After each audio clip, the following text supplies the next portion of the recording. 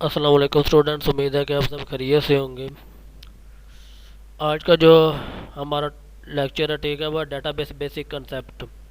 आज हम पढ़ेंगे कि डेटाबेस के होती क्या है, ठीक है, और इसके अंदर कौन कौन से जो बेसिक कंसेप्ट जो होते हैं वो यूज़ होते हैं।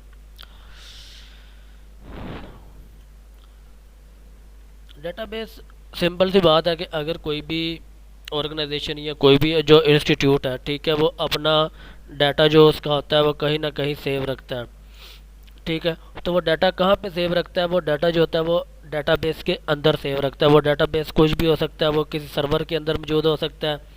वो आप क्या कर सकते हो कि माई एसक्यूएल को सॉफ्टवेयर को यूटिलाइज करके क्रिएट कर सकते हो, सीक्वल को कर सकते हो, DB2 को कर सकते हो, रोबी रेंज को वगैरह। ये ऐसे सॉफ्टवेयर हैं जो कि डाटाबेस को क्रिएट करने का काम करते हैं। और डाटाबेस होता कि डाटाबेस के अंदर मुख्तलिफ जो ऑर्गेनाइजेशन के डिपार्टमेंट्स हैं, ठीक है, या जितने भी उसके रिलेटेड जितना भी किसी भी ऑर्गेनाइजेशन के रिलेटेड डाटा होता है, ठीक है, उसको टेबल्स की सूरत में बनाकर डाटाबेस के अंदर उसका जनरेट किया जाता है। और एक डाटाबेस जो होता है वो सिंपली क्या होता है कि वो मुख्तलिफ टेबल्स के ऊपर कंसिस्ट होता है, ठीक है। फॉर एग्जांपल एक ऑर्गेनाइजेशन है, ठीक है, ऑर्गेनाइजेशन के अंदर अगर 7-8 डिपार्टमेंट्स मौजूद हैं, तो वो क्या करते हैं कि उस ऑर्गेनाइजेशन के नाम की एक डाटा बेस बना देते हैं। और उसके अंदर जितने भी डिपार्टमेंट होंगे, हम क्या करेंगे कि उनके डिपार्टमेंट को बाय नेम क्या करेंगे कि हम अदर डाटाबेस के अंदर टेबल जनरेट कर देंगे कि और हर टेबल के अंदर उस डिपार्टमेंट का नेम जो होगा वो मौजूद रहता है। तो आज जो हमारा सबसे पहला टॉपिक है वो भी यही है कि difference between tables and database, ठीक है। तो डेटाबेस और टेबल के दरमियान क्या फ़र्क होता है? अब टेबल जो होता है, टेबल के अंदर किसी भी मखसूस एंटिटी के रिलेटेड, अब एंटिटी भी एक डेटाबेस की टर्म है, ठीक है, वो आगे हम डिस्कस करते हैं, ठीक है। या कह लें कि किसी भी ख़ास चीज़ के रिलेटेड जो कि टेबल के अंदर डाटा मौजूद है उसको हम एंटिटी का नाम देते हैं। अब फॉर एग्जांपल कॉलेज की डेटाबेस बनी हुई है, ठीक है। तो कॉलेज की जो डेटाबेस है उसके अंदर टीचर का टेबल जो है वो अलहदा पड़ा होगा टीचर डाटा का, और उसके बाद स्टूडेंट डाटा का जो टेबल होगा वो अलहदा पड़ा हुआ होगा। तो अब क्या होगा कि जो भी स्टूडेंट आएगा, ठीक है, उसका जब डेटाबेस के अंदर रिकॉर्ड रखेंगे तो वो क्या होगा कि वो स्टूडेंट के टेबल के अंदर ही उसका रिकॉर्ड जो होगा वो मेंटेन रखा जाएगा। और उसके बाद जो टीचर का टेबल है, जो भी टीचर आएगा उसको टीचर के टेबल में ऐड कर दिया जाएगा। और ये सब टेबल जो जिस जगह पे इकट्ठे पड़े हुए होते हैं उसको डाटाबेस का नाम दिया जाता है कि जी ये कॉलेज की डेटाबेस है। उसके बाद टेबल को मुख्तलिफ़ तरीक़ों से जो है क्रिएट किया जा सकता है, ठीक है। टेबल बेसिक तौर पर क्या होते हैं कि जो कि इंफॉर्मेशन वगैरह किसी भी पर्सन के बारे में या किसी भी चीज़ के बारे में इंफॉर्मेशन जो है वो प्रोवाइड करते हैं। टेबल जो होते हैं, टेबल स्प्रेडशीट में भी परफॉर्म किए जाते हैं, यानी जिस तरह MS Excel वगैरह उसके अंदर भी टेबल परफॉर्म किए जाते हैं। और उसके बाद HTML, ठीक है, हाइपर टेक्स्ट मार्कअप लैंग्वेज, ठीक है, इसके अंदर भी टेबल्स वगैरह जो होते हैं वो बनाकर वहाँ पे जनरेट किए जाते हैं। और उसके अंदर जो होता है वो मुख्तलिफ डाटाबेस को हम यूटिलाइज कर सकते हैं। अब यहाँ पे कुछ चीज़ें जो होती हैं वो XML के तौर पर भी आप डाटा यूज़ कर सकते हैं। XML भी एक रिटन लैंग्वेज होती है, ठीक है, उसको आप अपनी मर्ज़ी से यूटिलाइज कर सकते हैं। वो टॉपिक आगे उसके बाद फर्दर जो हमारा टॉपिक होगा वो XML ही होगा, उसके बाद हम फर्दर डिस्कस करेंगे। यहाँ पे सिंपल मैंने आपको एक XML की बात दिखाई हुई है, ठीक है, एग्जांपल। तो XML में क्या होता है कि जी लास्ट नेम, तो वो लास्ट नेम में आ जाएगी। सेल्स कितनी है, सेल्स, यानी कि इसके ये दिखाने का मकसद क्या है कि ये रिकॉर्ड जो होती है ये एक रो को ज़ाहिर करती है इसकी, ठीक है। आप क्या कर सकते हो कि आप इसके टैग जो होते हैं वो अपनी मर्ज़ी से जनरेट कर सकते हो, ठीक है। यानी HTML के टैग जो होते हैं वो आप अपनी मर्ज़ी से नहीं, वो बने बनाए होते हैं, आपने उनको इस्तेमाल करना आता है। तो आप इसको इस्तेमाल करते हुए कोई भी टेबल जो होता है वो जनरेट कर सकते हो। और उसके बाद आप स्प्रेडशीट को यूटिलाइज़ करते हुए, MS Excel को यूटिलाइज़ करते हुए, ठीक है, वो जो टेबल वगैरह है वो जनरेट उसके अंदर कर सकते हो। तो जो XML में या HTML में डाटा लिखा जाता है वो टैग्स की सूरत में लिखा जाता है, ठीक है। और उसके बाद जो कि स्प्रेडशीट्स होती है वो डाटा को सेव करती है, लेकिन डाटा को वो सेव किस तरह करती है, वो अकॉर्डिंगली पोजीशन के लिहाज से सेव करती है। अगर आपने कभी स्प्रेडशीट के ऊपर काम किया तो आप किसी भी उसके जो कह लें कि जो उसका एक बॉक्स होता है, ठीक है, उसके ऊपर आप क्लिक करते हैं तो ऊपर आपको उसका नेम शो हो जाता है, ठीक है। और जब भी आपने कोई उसके ऊपर ऑपरेशन वगैरह डाटाबेस के डाटा के रिलेटेड ऑपरेशन वगैरह परफॉर्म करना है तो वो क्या होगा कि आप उसका कोई ना कोई उसको उसकी लोकेशन के हवाले से क्यूरी लिखेंगे, ना कि उसके नेम के हवाले से। जो लोकेशन के हवाले से क्यूरी लिखी जाएगी, ठीक है, वो क्या करेगी कि वो आपको उसके रिलेटेड जितना भी डाटा होगा वो शो करवाएगी, यानी वो वहाँ पे लोकेशन के लिहाज से वो जो डाटा होता है उसको वो मैनेज करती है।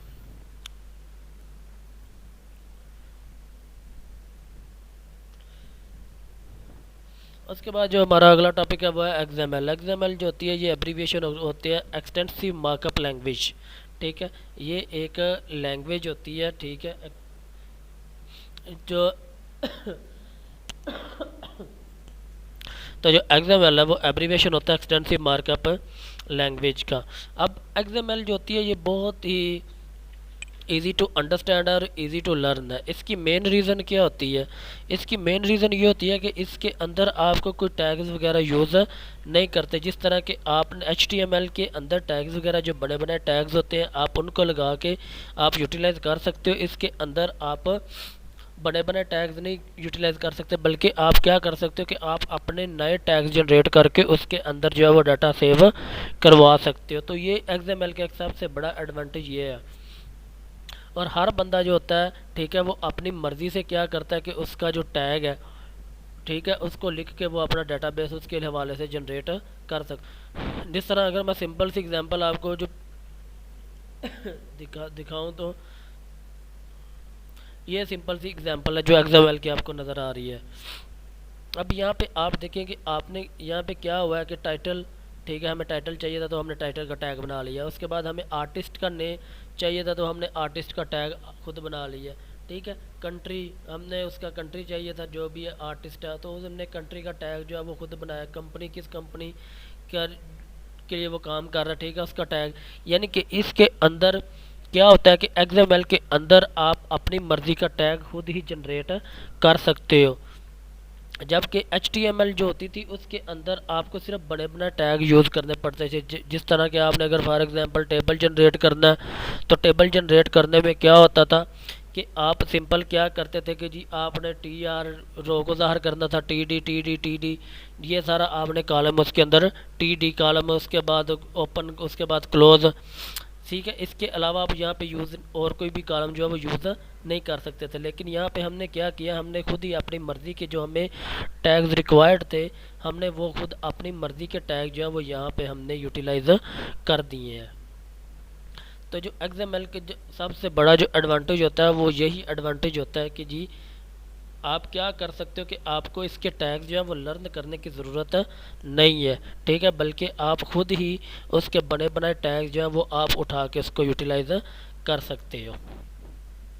ये सिंपल जो टैग्स वगैरह होते हैं ये सिंपल इंग्लिश में लिखे जाते हैं, ठीक है।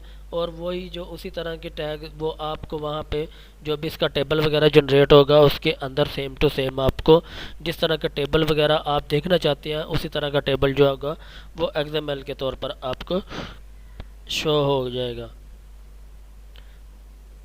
उसके बाद यहाँ पे XML जिसके ऊपर लिखा जाता है वो है नोटपैड प्लस प्लस एडिटर, या ठीक है, हम इसको यूटिलाइज करते हैं नोटपैड को। और इसके ऊपर हम क्या कर सकते हैं कि XML की जो कोडिंग करते हैं, जिस तरह आपने HTML की कोडिंग नोटपैड को यूटिलाइज करते हुए की थी, इसी तरह हम XML की जो कोडिंग होती है वो भी नोटपैड के ऊपर सेम टू सेम इसी तरह यूटिलाइज करके हम उसको लिख सकते हैं।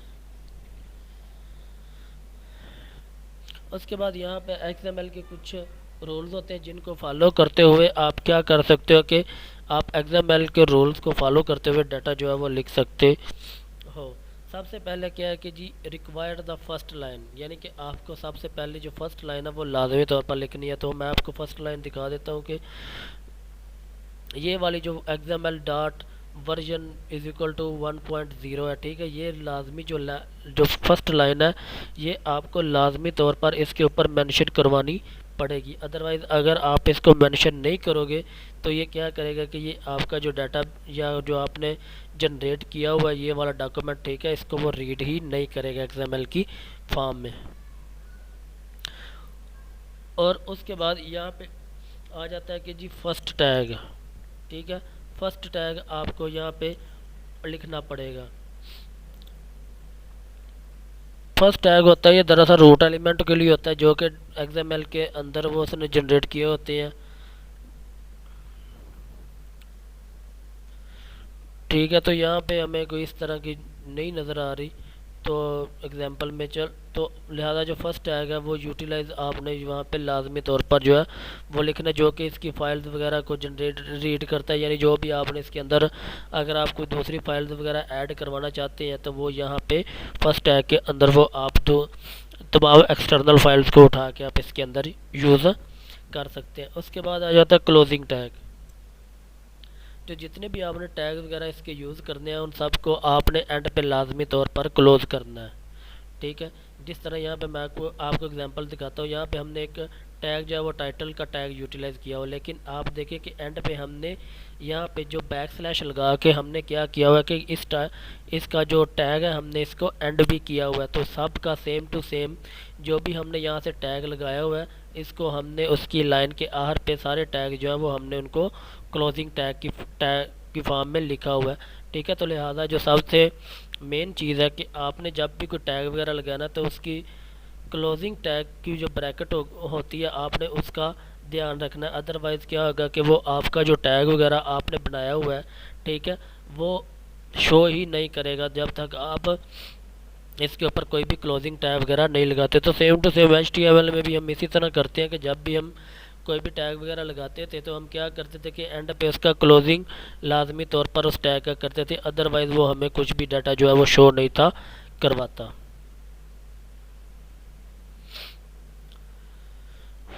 उसके बाद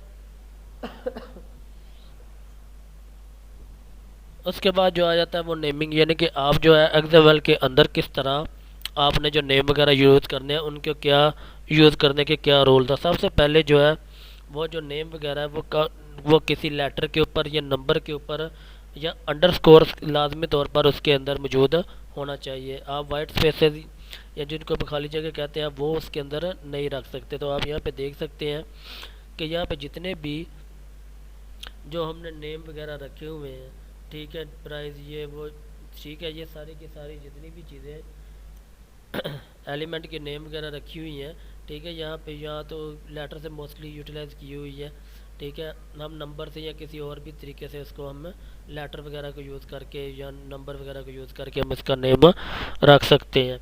और उसके बाद कोई भी नेम जो है, ठीक है, वो किसी भी नंबर से नहीं हो सकता, ठीक है। जिस तरह फॉर एग्ज़ाम्पल आप उसका लेटर में ये होता है कि अगर जिस तरह मैंने पहले बताया कि आप उसके अंदर नंबर भी लिख सकते हैं, कंटेन हो सकता है, ये नहीं हो सकता कि आप शुरू कर सकते हैं।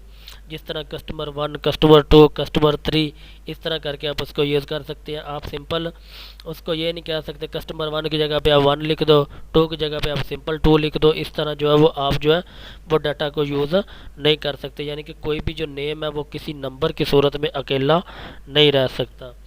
और उसके बाद आपने किसी के साथ भी एक्सएमएल का जो वर्डिंग है वो यूज़ नहीं करनी। उसके बाद केस सेंसिटिव है कि यानी कि ये जो एक्सएमएल होती है ये केस सेंसिटिव लैंग्वेज होती है। ये इसका मतलब ये है कि जो इसके टैग्स कैपिटल लेटर्स में आने चाहिए वो कैपिटल लेटर में ही लाजमी तौर पर होने चाहिए, और जो स्मॉल लेटर में आने चाहिए वो स्मॉल लेटर में ही होने चाहिए। ये नहीं है कि आप कैपिटल लेटर में इसका कोई भी जो एट्रीब्यूशन आनी हो आप उसको स्मॉल लेटर में लिख देंगे तो वो इसको हरगिज़ इसको रन नहीं करेगा। और उसके बाद इसकी प्रॉपर नेस्टिंग आ जाती है, ठीक है। इसको जो है अगर आपने फॉर एग्ज़ाम्पल एक चीज़ के अंदर मुख्तलिफ कोडिंग किया तो आपने इसको किसी ख़ास मेथड के ज़रिए इसको नेस्टिंग भी ठीक होनी चाहिए। जिस तरह यहाँ पे देखिए कि हमने क्या किया हो कि हमने कैटलॉग बनाया है, ठीक है। कैटलॉग में हमने क्या किया, कैटलॉग के अंदर हमने मुख्तलिफ सीडीज़ वगैरह जो है वो उसका डाटा सेव किया हुआ है। इस एग्जांपल में आपको नज़र आ रहा होगा। तो अब क्या हुआ है कि कैटलॉग जो है वो उसको हमने जहाँ से शुरू किया है, ठीक है, लेकिन वो ख़त्म कहाँ पे होगा, वो एंड पे जाके जहाँ पर हमारे तमाम सीडीज़ के रिलेटेड डाटा ख़त्म हो जाएगा, तो वहाँ पे जाके उसका टैग जो होगा वो क्लोज़ होगा। ये नहीं होगा कि जी आप क्या करोगे, आप कैटलॉग यहाँ से शुरू करोगे और सीडी पहली सीडी का डाटा लिख के कैटलॉग को ख़त्म ही कर दोगे, तो आगे आप अगली सीडीज़ का डाटा लिखोगे फिर कैटलॉग लगाओगे। इस तरह नहीं होगा, बल्कि आप क्या करेंगे कि आपने कैटलॉग एक ही दफ़ा लिख के उसके अंदर जितनी भी सीडीज़ वगैरह होंगी, ठीक है, इनको सीडीज़ का ओपन किया, यहाँ से सीडी का टैग जो है वो क्लोज़ किया, फिर न्यू सीडी का डाटा यहाँ पे हमने लिखना शुरू किया और फिर यहाँ पे सीडी का डाटा क्लोज़ किया, और जहाँ पे आपका तमाम सीडीज़ का डाटा जो है वो एक रिकॉर्ड हो जाएगा, तो एंड पे जाके आपने फिर क्या करना है, कैटलॉग लिखना है। तो इस तरह एक नेस्टेड, यानी है कि जिस तरह एक नेस्टेड चीज़ चलती है, ठीक है, एक घोंसला होता है कि कोई भी जो चीज़ है उसके अंदर जो है वो चीज़ें जो होती हैं वो एक ख़ास जो उसकी तरतीब है या सीक्वेंस है उसी के लिहाज से वो मौजूद होनी चाहिए। अदरवाइज जो आपका डाटा पड़ा हुआ होगा वो करप्ट हो जाएगा, वो ठीक तरह से रन नहीं होगा। और उसके बाद जो आ जाती हैं वह वाइट स्पेसेस, ठीक है, और वाइट स्पेसेस जो होती हैं वो पहले से ही प्रिजर्व्ड होती है, ठीक है। वो क्या करती है कि वो एक तो रीड नहीं करता, आप जितनी ज़्यादा वाइट स्पेसेस दे लोगे वो सिर्फ क्या करेगा कि तमाम वाइट स्पेसेस को as a single white space के तौर पर वो उसको यूटिलाइज करेगा, ठीक है। उसके बाद आप क्या कर सकते हो कि जी एट्रीब्यूट कोटेड, आपने कोई भी जो एट्रीब्यूट है उसके ऊपर आप सिंगल कोटेशन डाल सकते हो, डबल कोटेशन, यानी कि आप सिंगल कामाज के साथ उसको लिख सकते हो या डबल कामाज के साथ भी इसके अंदर लिखने की इजाज़त होती है। यानी कि आपने कोई भी चीज़ जो होती है, ठीक है, उसको हाईलाइट करना है इस तरह के जी वो तमाम डाटा जो है वो अलहदा नज़र आई है, उसको डबल कामाज के अंदर आना चाहिए, तो आप क्या कर सकते हैं उसके अंदर ये भी कामाज वगैरह लगा कर भी उसको लिख सकते हैं। उसके बाद आगे जो हमारा टॉपिक है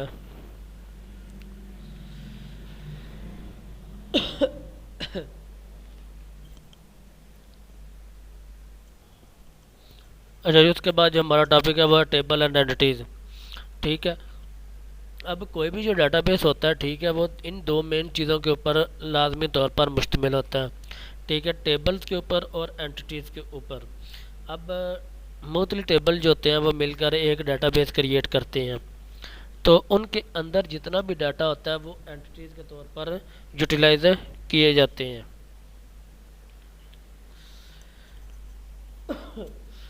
अब यहाँ पे table consist on A set of things which is common attribute, ठीक है, कोई भी जो टेबल वगैरह होता है वो ऐसी थिंग्स के ऊपर मुश्तमिल होता है जो कि कॉमन एट्रीब्यूट वगैरह रखती हैं। अब इसकी यहाँ पे हमने जो एग्जांपल दी हुई है इसकी मदद से देखते हैं कि अब फॉर एग्जांपल यहाँ पे ये देखें कि यहाँ पे कुछ थिंग्स हैं, ठीक है, जिस तरह फॉर एग्जांपल नेम लिखे हुए हैं, पर्सनस के नेम लिखे हुए हैं, एडम, ग्लैन, ग्लासनॉस्ट, जेम्स स्मिथ, उसके बाद क्लारिसा दुबई और जेम्स स्मिथ, ठीक है। ये जो है ये मुस्लिम पर्सन के नेम है, लेकिन आगे आप देखें तो ये टेबल जो है ये किस चीज़ के ऊपर क्रिएट है, इनकी जो कुछ ना कुछ आगे जो प्रॉपर्टीज़ हैं वो कॉमन है। जिस तरह डेट ऑफ बर्थ, सबकी डेट ऑफ बर्थ लिखी हुई है, एड्रेस जो है वो सबका एड्रेस है, ठीक है, फ़ोन नंबर है और सबका फ़ोन नंबर है। यानी कि ये जो एक फ़ोन नंबर, एड्रेस और डेट ऑफ बर्थ जो है, ये जो यहाँ पे जितनी भी चीज़ें शो करवाई हुई हैं ये इन सब की कॉमन है। तो इस तरह हम कह सकते हैं कि जो जो टेबल वगैरह होते हैं, जो टेबल वो क्या होते हैं कि वो किसी भी ऐसी थिंग्स के ऊपर मुश्तमिल होते हैं जो कि कोई ना कोई कॉमन एट्रीब्यूट वगैरह रखती हैं, ठीक है। जिस तरह यहाँ पे नेम लिखे हुए मुख्तलिफ पर्सन के, ठीक है, लेकिन उनके अंदर डेट ऑफ बर्थ भी है, एड्रेस भी है और फ़ोन नंबर भी है और वो सब की मौजूद है। तो लिहाजा कोई भी जो टेबल होता है वो किसी ना किसी कुछ ना कुछ जो पर्सन हैं उनकी कुछ ना कुछ ऐसी एट्रीब्यूट्स होती हैं, ठीक है, जिनके ऊपर कॉमन एट्रीब्यूट्स होती हैं जो कि इसके अंदर जिसको डिस्क्राइब किया जाता है, ठीक है। और उसके बाद एट्रीब्यूट्स यूनिकली आइडेंटिफाई, ठीक है। अब जितनी भी एट्रीब्यूट्स वगैरह होती हैं, ठीक है, वो हर एक की जो है वो अलग-अलग से उसको आइडेंटिफाई किया जा सकता है। ये नहीं है कि अगर एडम कोई भी जो एट्रीब्यूट्स यहाँ पे लिखी हुई हैं, ठीक है, वो सारी की सारी एक ही पर्सन की हो, ठीक है। तो यहाँ पे क्या किया जाता है कि जो भी एट्रीब्यूट्स होती हैं वो सब की यूनिकली आइडेंटिफाई की हुई होती हैं। अब एंट्रीज जो होती हैं, एंट्रीज ये इतना वर्ड है, हम इसको अगर सिंपलीफाई करें तो हम इसको कोई भी थिंग वगैरह कह सकते हैं, या ठीक है इसको कोई भी स्टफ़ वगैरह या कोई भी चीज़ जिसके रिलेटेड के हम कोई डाटाबेस क्रिएट कर सकते हैं वो हमारी एंटिटी कहलाती है। ठीक है, अब एंटिटीज़ के अंदर जो होती है, इनके अंदर मुख्तलिफ जो डाटा वगैरह होता है वो इकट्ठा भी उनका हो सकता है। ठीक है, जिस तरह फॉर एग्जांपल मैं यहाँ पे जितने भी नेम है इनको अगर एज ए एंटिटी यहाँ पे यूटिलाइज करूँ तो आप ये देखेंगे कि सबके जो डाटा है वो उसके रिलेटेड डाटा उसके आगे लिखा हुआ है। ठीक है, और इसको हम सिंपल लैंग्वेज में मेटा डाटा का भी नाम देते हैं। और मेटा डाटा जो होता है अगर हम उसको देखें तो क्या होता है कि Meta data, data about data is called Meta data. यहाँ पे हमारे पास अगर मेटा डाटा की मैं सिंपल सी एग्जांपल देता हूँ, यहाँ पे हमारे पास पर्सन्स के नेम लिखे हुए हैं। हम यहाँ पे किसी को इस तरह से एक्सप्लेन इतनी इजीली एक्सप्लेन नहीं कर सकते, और या हम इसको इजीली अंडरस्टैंड नहीं कर सकते जी ये एडम ग्लासनोस्ट है।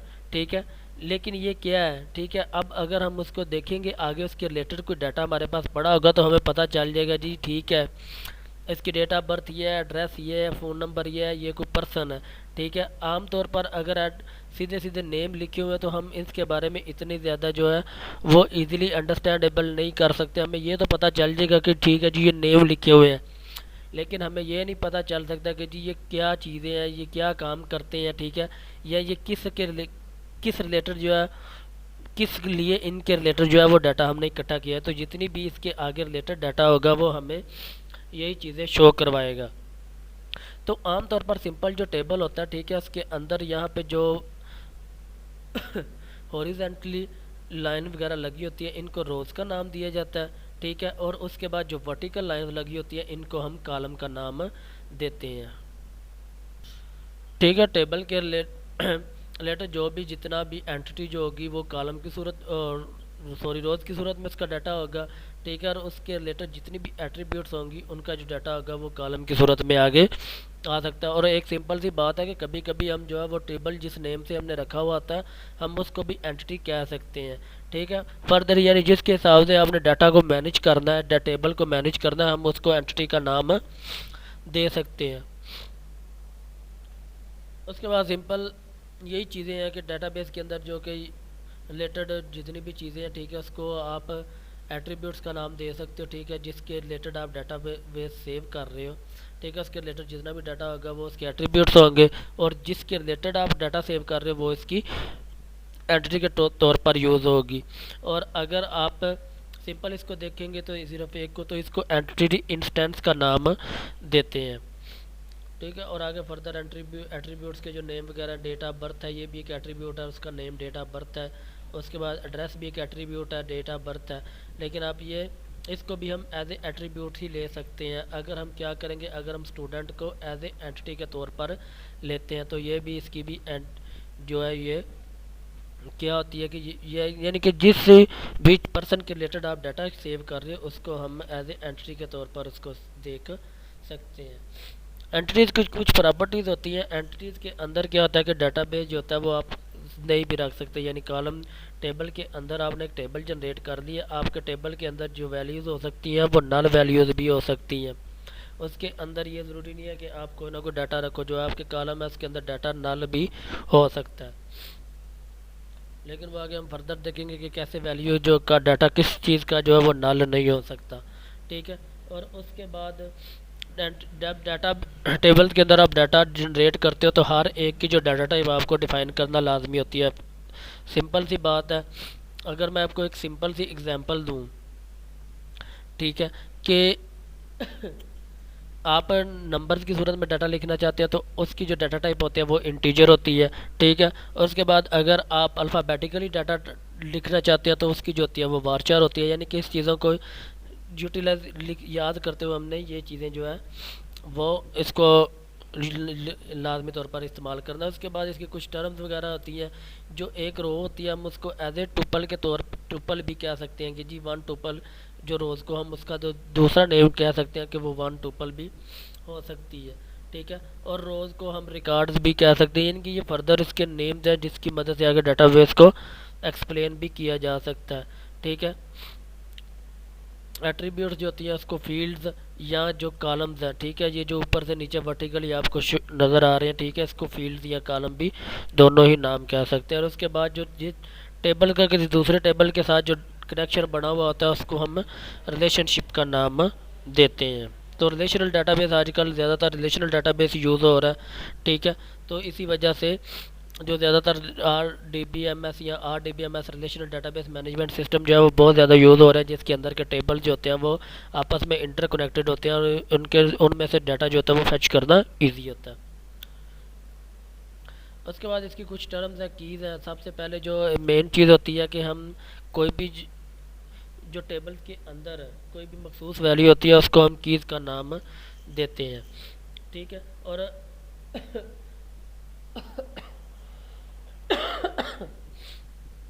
अब कोई भी जो टेबल होता है, ठीक है, उसके अंदर जितनी भी कॉलम के अंदर वैल्यूज़ वगैरह जो होती हैं, ठीक है, हम इसको क्या कह सकते हैं कि जी ये एक कैंडिडेट की के तौर पर हम इसका नाम रख सकते हैं, क्योंकि इसका जो हर डाटा जो है, ठीक है, जिसका डाटा मुख्तलिफ होगा हम उसको, जिस कॉलम का डाटा मुख्तलिफ होगा हम उसको एज ए कैंडिडेट की के तौर पर भी इस कह सकते हैं कि जी ये इसका डाटा जो है वो कैंडिडेट की है। और उसके बाद एक प्राइमरी की होती है, ठीक है। आप जिस बेस के ऊपर डाटाबेस को सेव कर रहे हो उसको प्राइमरी की का नाम दिया जाता है। फॉर एग्जांपल मैं ये चाहता हूँ कि जी आईडी का मैंने यहाँ पे रखना था, ठीक है।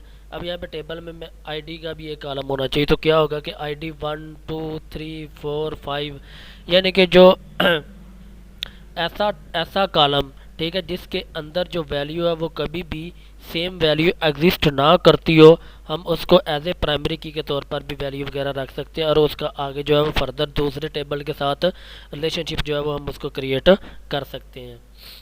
और उसके बाद मेटा डाटा मैंने आपको सिंपल पहले बता दिया कि डाटा अबाउट द डाटा, यानी कि जिस पर्सन के रिलेटेड आपने वो पीछे हमने स्टूडेंट के नेम रखे हुए थे, ठीक है, और उनको आगे फर्दर जो स्टूडेंट्स के नेम के साथ डाटा हमने रखा हुआ था, जो कि उस स्टूडेंट्स के नेम को आगे फर्दर एक्सप्लेन कर रहा था कि जी ये स्टूडेंट की डेट ऑफ बर्थ क्या है या कहाँ का रहने वाला स्टूडेंट है और इसका फ़ोन नंबर क्या है, जो कि उस फर्दर डाटा को आगे एक्सप्लेन करता है, उसको मेटा डाटा का नाम दिया जाता है। और उसके बाद कुछ डाटाबेस की ऑपरेशंस वगैरह होते हैं, ठीक है। सबसे पहले प्रोजेक्ट, आपने सबसे पहले क्या करना होता है कि जब भी डाटाबेस के अंदर कोई डाटाबेस क्रिएट करनी है डाटाबेस सिस्टम के अंदर, तो आपने क्या करना होता है कि एक पहले प्रोजेक्ट क्रिएट करना होता है, कोई भी प्रोजेक्ट का नेम जो कि आपने जिस नेम से अपने डाटाबेस क्रिएट कर रहे हैं।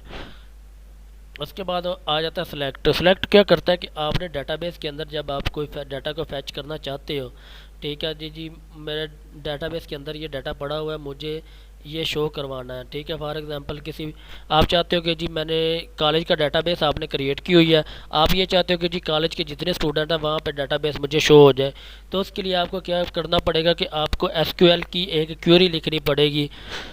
वो सिंपली मैं क्वेरी आपको बता भी देता हूँ कि select static from the student क्या टेबल, इनके सिलेक्ट स्टैटिक फ्राम टेबल, या टेबल का कोई भी जो नेम है वो आपने लिखना है। तो स्टैटिक क्या करेगा कि वो क्या करेगा, जितना भी डाटा होगा स्टूडेंट का पड़ा हुआ वो वहाँ से उठाकर आपको वो शो करवा देगा, यानी कि आप डाटा इस तरह से उसके अंदर फैच कर सकते हो। और भी मुख्तलिफ क्यूरीज हैं, ठीक है, आप डाटाबेस को सिलेक्ट की मदद से अपडेट भी कर सकते हो, डिलीट भी कर सकते हो, ये सारी की सारी चीज़ें इसके अंदर आप यूटिलाइज कर सकते हो। उसके बाद आ जाता है जी क्रॉस प्रोडक्ट। क्रॉस प्रोडक्ट में क्या आता है कि क्रॉस प्रोडक्ट क्या करता है कि जी ये दो डाटा को इकट्ठा मिला देता है, ये दो जो टेबल्स वगैरह होते हैं उनको इकट्ठा मिला देता है। जितना ज़्यादा क्रॉस प्रोडक्ट आप लगाते जाओगे वो क्या करेगा कि जितने भी टेबल्स होंगे, ठीक है, उनको कॉलम को वो इकट्ठा एक जगह पे शो करवा के आपको वो शो करवा देगा। मोस्टली ये काम हम जॉइन लगा कर भी करते हैं, ठीक है। फर्दर ये क्रॉस प्रोडक्ट इतना ज़्यादा आजकल के दौर में ये इफेक्टिव नहीं है, कोई इसको यूटिलाइज इतना नहीं करता, तो हम मोस्टली ये काम जो है ज्वाइन लगा के करते हैं कि किस तरह जो है वो हम दो या दो से ज़्यादा जो टेबल्स का डाटा है वो जब हम एक जगह पे इकट्ठा शो करवाना चाहते हैं तो हम मोस्टली ज्वाइन लगाते हैं। अब तो पहले क्या करते थे, क्रॉस प्रोडक्ट लगाते थे कि वो क्या करता था कि वो सारे का सारा डाटा जो था वो शो करवा देता था। अब यूनियन भी है। यूनियन का काम क्या होता है कि ये जितने भी फॉर एग्जांपल मेरे पास दो टेबल्स हैं, ठीक है, मैं ये चाहता हूँ कि दोनों टेबल्स का जो डाटा है वो मुझे शो हो, ठीक है, वो एज ए सिर्फ कॉलम के तौर पर ना शो हो बल्कि वो पूरे डाटा का टेबल का जितना भी डाटा है वो सारा डाटा मुझे शो हो जाए। तो फिर मुझे क्या करना पड़ेगा कि उनके दरमियान एक यूनियन की क्यूरी लगानी पड़ेगी। ये आपकी बुक्स में कुछ क्यूरीज वगैरह उन्होंने लिखी भी हुई हैं, ठीक है। तो यूनियन क्या करता है कि ये दो टेबल्स को इकट्ठा मिला के, ठीक है, पहले टेबल्स की वैल्यू जो होती है वो ऊपर होती है, दूसरे टेबल की वैल्यू जो होती है वो नीचे होती है। लेकिन यूनियन में एक बात का ध्यान रखना पड़ता है, ठीक है, कि अगर आपने पहले टेबल्स के दो कॉलम सेलेक्ट किया तो आपने जो दूसरा टेबल है उसके भी दो ही कॉलम सेलेक्ट करने हैं। अगर आप उसके दो से ज़्यादा करोगे तो वो आपको वहीं पे एरर दे जाएगा। यानी जितने कॉलम आपने पहले टेबल के सिलेक्ट करने हैं उतने ही कॉलम आपने दूसरे टेबल के भी सिलेक्ट करने हैं। उसके बाद आ जाता है डिफरेंस, दो टेबल्स का डिफरेंस। तो दो डिफरेंस में सिंपल जिस तरह माइनस किया जाता है, तो वो ये क्या, यहाँ पे डिफरेंस क्या काम करता है कि ये दो टेबल्स के दरमियान जब कंपैरिजन करता है, ठीक है, तो वो क्या काम करता है कि वो वैल्यू या वो रोज़ या वो कॉलम शो करवाता है जो कि दूसरे टेबल में मौजूद नहीं है। ठीक है, फॉर एग्जांपल अगर एक स्टूडेंट का डाटा दूसरा टीचर का डाटा है, दोनों के डाटा के अंदर डेट ऑफ बर्थ लिखी हुई है, तो जब आप डिफरेंस की क्यूरी लगाओगे तो वो क्या करेगा कि वो डेट ऑफ बर्थ का कॉलम जो होगा वो उसको ख़त्म कर देगा, वो शो नहीं करवाएगा। और जितने भी सेम कॉलम मैच करते होंगे दोनों टेबल में वो उनको शो नहीं करवाएगा। कौन से शो करवाएगा? जो कि दोनों टेबल्स के अंदर मैच नहीं करते होंगे। तो डिफरेंस का काम ये होता है कि दोनों टेबल्स में से कोई भी जो डिफरेंट कॉलम है वो शो करवा देगा, जो एक जैसे कॉलम होंगे उनको शो वो कभी भी नहीं करवाएगा। और उसके बाद ज्वाइन है।